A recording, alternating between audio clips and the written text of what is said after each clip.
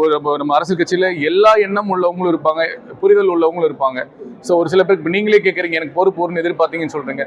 அதெல்லாம் மேட்டர் இல்லை. நம்ம எப்படி புரிஞ்சுக்கிறோம், நம்ம தளபதி என்னன்னு எப்படி புரிஞ்சுக்கிறோம், நம்ம நம்புகிறோம், அந்த கொள்கையை நம்புகிறோம். அந்த கொள்கை பிடிப்பும் தளபதி என்ன மேலே நம்பிக்கை இருக்கவங்களுக்கு இந்த மாதிரி குழப்பமோ விமர்சனமோ இல்லை. அது அப்படி இல்லாதவங்களுக்கு அந்த உணர வைக்க வேண்டியது எங்களுடைய கடமை. ஸோ கண்டிப்பாக அவங்கள உணர வைப்போம் சார்.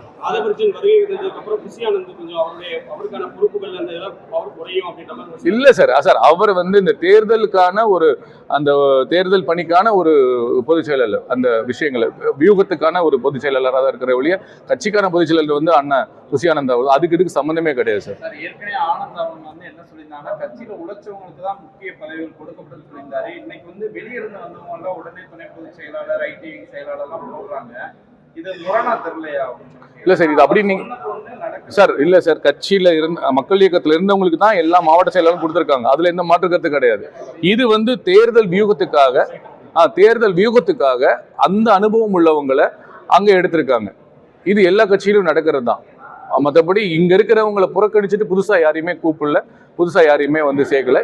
ஆனா சேர்க்கக்கூடாதுன்ற எண்ணம் இல்ல. நீ அடுத்தடுத்து புதியவர்கள் வருவாருங்க. அவங்க என்ன சொன்னார் புசியானந்தன், முதலில் இந்த இயக்கத்தில், மக்கள் இயக்கத்தில், விஜய் மக்கள் இயக்கத்தில் 30 வருஷமா போஸ்டர் ஓட்டினவங்க, அண்ணனுக்காக உழைச்சவங்க, மக்களுக்காக உழைச்சவங்க, இவங்களுக்கெல்லாம் பதவிகளை கொடுத்துட்டு அடுத்து புதிய வரவுகளை நாம் வரவேற்போம்னு சொல்லி புசியானந்தன் அண்ணன் சொல்லியிருக்காங்க. அதுபடிதான் நடந்துட்டு இருக்கு சார். ஓராண்டுதான் இருக்கு தேர்தலுக்கு. எதிர்பார்த்த இடங்கள் அந்த வெற்றி வாய்ப்பு கிடைக்கும் உறுதியா இருக்கும் சார், உறுதியா இருக்கும் சார். கொள்கை தலைவர் பெரியார் பெரியார் பேசிக்கிட்டே இருக்காரு சீமானவர். ஆனா அது தொடர்பாக பத்திரிகையாளர் சந்திப்போ, அது தொடர்பான ஒரு அறிக்கையோ இப்போ வரை விடல. கொள்கை தலைவராக இருக்கும் பொழுது அதுக்கான குறைஞ்சபட்சமா ஒரு அறிக்கையை விட்டுருக்கீங்க, விடாம இருக்காரு சார். அதாவது நம்ம தமிழக அரசியலில் காமராஜர் ஐயா, பெரியார், இன்னும் அம்பேத்கர், இன்னும் நிறைய பேர், முத்துராமலிங்க தேவர், நிறைய பேரை புறக்கணிச்சுட்டு இந்த அரசியல் நம்ம பார்க்கவே முடியாது சார். இருந்தாலும் சில விஷயங்கள் சில பேர் பேசுறது எல்லாத்துக்கும் நம்ம பதில் சொல்ல வேண்டிய அவசியம் இல்லை சார். அதுக்கான பதில செயல காமிப்போம் சார். நாங்க ஒரு கொள்கை தலைவர் இருங்க சார், அது செயல தான் காமிக்க முடியும். எல்லாத்துக்குமே நம்ம பதில் சொல்ல முடியாது சார்.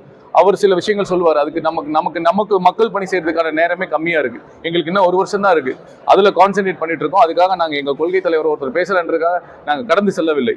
நாங்க பார்த்துட்டு இருக்கோம். சரியான நேரம் வரும்போது எங்க தலைவர் மூலியமா அதுக்கான ஒரு விளக்கம் கண்டிப்பா உங்களுக்கு கிடைக்கும்.